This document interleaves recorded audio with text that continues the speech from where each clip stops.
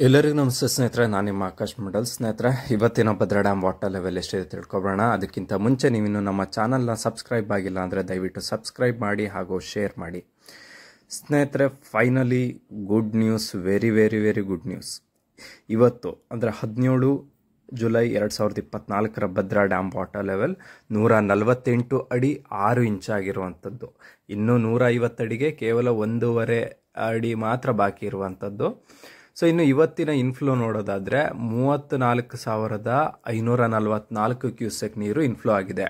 ನಿನ್ನೆ ಬರೀ 28,000 ಕ್ಯೂಸೆಕ್ ಇತ್ತು. ಇವತ್ತು 34,000 ಕ್ಯೂಸೆಕ್ ನೀರು ಇನ್ಫ್ಲೋ ಬರ್ತಾ ಇದೆ. ತುಂಬ ಚೆನ್ನಾಗಿ ಮಳೆ ಆಗ್ತಾ ಇದೆ. ಇದೇ ರೀತಿ ಮಳೆ ಬಂತು ಅಂದರೆ ಇನ್ನೊಂದು 2 ವಾರ ಇದೇ ರೀತಿ ಬಂತು, 30,000 ಕ್ಯೂಸೆಕ್ ಬಂತು ಅಂದರೆ ಪಕ್ಕ ಡ್ಯಾಮ್ ತುಂಬೋದ್ರಲ್ಲಿ ಯಾವುದೇ ಡೌಟ್ ಇಲ್ಲ. ನೋಡೋಣ ಎಷ್ಟು ತುಂಬುತ್ತೆ, ಈ ಮಳೆ ಎಷ್ಟು ದಿನ ಇರುತ್ತೆ ಅಂತ ನೋಡೋಣ. ಜೊತೆಗೆ ಔಟ್ಫ್ಲೋ ನೋಡೋದಾದರೆ ಇವತ್ತು 169 ಕ್ಯೂಸೆಕ್ ಔಟ್ಫ್ಲೋ ಇದೆ. ನಾರ್ಮಲಿ 100 ಕ್ಯೂಸೆಕ್ ಅದರಲ್ಲಿ ರಿವರ್ಸ್ ಲೂಸ್ ಹೋಗುತ್ತೆ. ಇನ್ನು 69 ಕ್ಯೂಸೆಕ್ ಏನಿದೆ ಅದು ಎವಾಪ್ರೇಷನ್ ಆಗಿ ಹೋಗ್ತಾ ಇದೆ. ಸೊ ಇನ್ನು ಲಾಸ್ಟ್ ಇಯರ್ ಇದೇ ಟೈಮಲ್ಲಿ 141 ಅಡಿ 4 ಇಂಚು ಇತ್ತು. ಅಂದರೆ ಕಂಪೇರ್ ಮಾಡಿದರೆ ಲಾಸ್ಟ್ ಇಯರ್ಗಿಂತ ಈ ಇಯರೇ ಜಾಸ್ತಿ ಇದೆ ಭದ್ರಾ ಡ್ಯಾಮ್ ವಾಟರ್ ಲೆವೆಲ್ ಇವತ್ತಿನ ದಿನದಲ್ಲಿ.